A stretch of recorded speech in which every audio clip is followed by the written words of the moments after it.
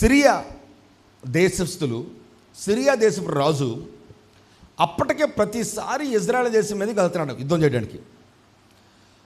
అప్పటికే చాలామందిని ఇజ్రాయేల్లో ఉన్న కొంతమందిని వాడిని బానిసలుగా తీసుకెళ్ళిపోతూ ఉన్నారు. పోయిన వారం మనం విన్నాం, సిరియా రాజే నయమాన్ ఇంట్లో పనిచేసే ఒక చిన్నదాన్ని కూడా బానిసగా తీసుకెళ్ళిపోయారు. అంటే యుద్ధం చేయడం, అక్కడున్న కొంతమందిని చెరపట్టుకుని వెళ్ళిపోవడం, వాళ్ళ దగ్గర పని వాళ్ళకే పెట్టుకోవడం, ఈ యుద్ధం జరుగుతూ ఉంది. అయితే నెక్స్ట్ ఈ సిరియా రాజు ఏం చేస్తున్నాడంటే, వారి దగ్గర ఉన్న ఆ సైన్యంతో వాళ్ళ యొక్క రహస్య గది ఉంటుంది కదా, ప్లానింగ్ చేస్తారు కదా, ఎలాగ వెళ్ళాలి, ఎలా యుద్ధం చేయాలి, ఎక్కడికి వెళ్ళి యుద్ధం చేయాలి, వాళ్ళని ఎలాగ పట్టుకోవాలని ప్లాన్ చేస్తానికి వాళ్ళందరూ ఒక చోట సమకూర్చబడి, ఇదిగో ఈరోజు పలానా చోటకి వెళ్దాం, అక్కడికి వెళ్ళి ఇజ్రాయెల్ని పట్టుకుందాం అని చెప్పని డిసైడ్ అయ్యారు. ఎప్పుడైతే డిసైడ్ అయ్యారో వాళ్ళు వెళదామన్న సంగతిని దైవజనుడైన ఎలీషా ఆయన ముందుగానే వాళ్ళు రహస్యంగా అక్కడ ఏదైతే మాట్లాడుకుంటున్నారో అక్కడ జరిగిన సంభవాన్ని వెంటనే ఇజ్రాయెల్ రాజుకు చెప్పి, ఇదిగో పలానా చోటకి మాత్రం మీరు వెళ్ళొద్దు, అక్కడికి వెళ్తే మీరు సిరియా రాజు చేత పట్టబడతారు. అలాగా ఇజ్రాయెల్ రాజు వెంటనే నిజమా కాదా అని అక్కడికి వెళ్ళి చూస్తే నిజంగానే వాళ్ళు అక్కడ ఉండేవాళ్ళు. ఇలాగ ఒకసారి కాదు, సిరియా దేశస్తులు పన్నాగం పన్నేవాళ్ళు, ఇజ్రాయేల్ దేశస్తులు దాని నుంచి తెప్పించుకుంటూ ఉండేవాళ్ళు. ఇది జరుగుతుంది. చివరికి సిరియా రాజుకి బాగా కోపం వచ్చింది. రే, ఎవరో మనలోనే ఎవడో స్పై ఉన్నాడు. స్పై అంటే వేగులు వాడు ఎవడో ఉన్నాడు రా, ఇజ్రాయేలులకి మనము ఇక్కడ మాట్లాడుకుంటున్న విషయాన్ని ఎవరు చెప్తున్నారు, ఇజ్రాయెల్ దేశానికి రాజుకు చెప్తున్నారు, ఆడెవడో నాకు కావాలి అన్నాడు. వెంటనే వాళ్ళు ఒక సైనికుడు అన్నాడు, అయ్యా నువ్వేం భయపడద్దు, ప్రాబ్లం మనోళ్ళ దగ్గర ఏం లేదయ్యా, మనోళ్ళందరూ మంచోళ్ళే, కాకపోతే వాళ్ళ దేశంలో ఒక దైవజనుడు ఉన్నాడయ్యా, ఒక ప్రవక్త ఉన్నాడు, ఆ ప్రవక్త నువ్వు ఇక్కడ రహస్యంగా మాట్లాడుకునే వాటిని ఆయన ఇంటి దగ్గరుండే వీడియో చూస్తాడు సార్.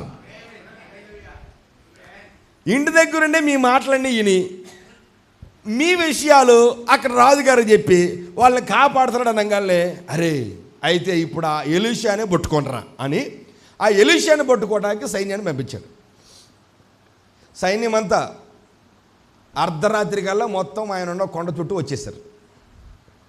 ఉదయాన్నే గెహజీ తన యొక్క సేవకుడు ఉదయాన్నే లేచి చక్కగా పాపం మొహం కడుక్కుని ఇలా పుసులు తుడుచుకుని కళ్ళు తెరవగానే చుట్టూ సైన్యమే. పరిగెత్తుకుంటా, దైవజనుడా ఇంకేమన్నా ఉందా, చుట్టంతా సైన్యం అని పరిగెడితే ఈ లోపల ఉన్న ఆయనేమో అసలు ఏమాత్రం టెన్షన్ పట్టల.